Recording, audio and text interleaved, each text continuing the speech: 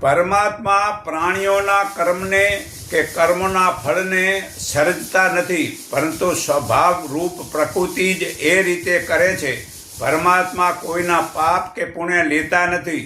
અજ્ઞાન વડે જ્ઞાન ઢંકાઈ જવાથી તે લોકો મોહથી કરે છે, પણ જેમનું તે અજ્ઞાન આત્મા જ્ઞાનથી નાશ પામ્યો છે તેમનું તે જ્ઞાન છૂટે છે, જ્ઞાનથી છૂટે છે. તે જ્ઞાન વડે પરમાત્મામાં જ સ્થિર રહે છે. જેનું પાપ છૂટી ગયું છે તે મુક્ત થાય છે. તેવા જ્ઞાનીઓ બ્રાહ્મણોમાં, ગાયમાં, હાથીમાં, કૂતરામાં તથા ચંડાળમાં સમાન દ્રષ્ટિ રાખે છે. તે પરમાત્માને પામે છે.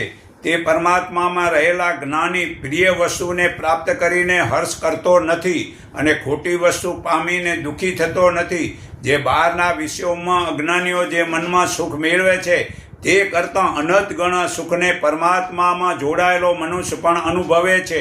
ઇન્દ્રિયો તથા વિષયોના જે ભોગો છે તે જ બધા જ દુઃખો આવવાને જવાવાળા છે. તેથી જ્ઞાની લોકો તેમાં રમતો નથી. જે મનુષ્ય મૃત્યુ પહેલાં કામ અને ક્રોધને છોડી દે છે તે યોગી સુખી છે. જે યોગી મનમાં જ સુખ પ્રસન્નતાથી જ્ઞાનનો પ્રકાશને અનુભવે છે તે પરમાત્માને પામે છે. આ ગીતા અધ્યાય 5 શ્લોક 24નો પુરાવો છે.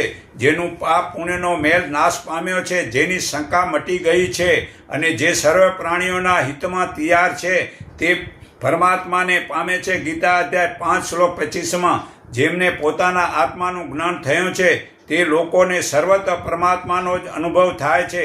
બહારના ભોગોને મનમાં ચિતર્યા નથી. આંખની દ્રષ્ટિને પ્રકૃતિની વચ્ચે સ્થિર કરીને નાકથી અંદર ચાલતા પ્રાણ તથા અપાન સમાન કરીને જેણે મન, ઇન્દ્રિયો અને ઈચ્છા, ભય અને ક્રોધ નાશ પામ્યા છે એવો યોગી મોક્ષની તૈયારી કરે છે, સદા મુક્ત છે. તે પરમાત્માને યજ્ઞો અને તપના ભોગતા તરીકે માને છે. તે સર્વે લોકના મહેશ્વર તરીકે અને સર્વે પ્રાણીઓના સ્વાર્થ વિનાના મિત્ર તરીકે જાણી શાંતિ પામે છે. આ ગીતા અધ્યાય શ્લોક 5 અધ્યાય 5 શ્લોક 8 થી 29માં પુરાવો છે. તેવા યોગી જીવતા મોક્ષ પામે છે.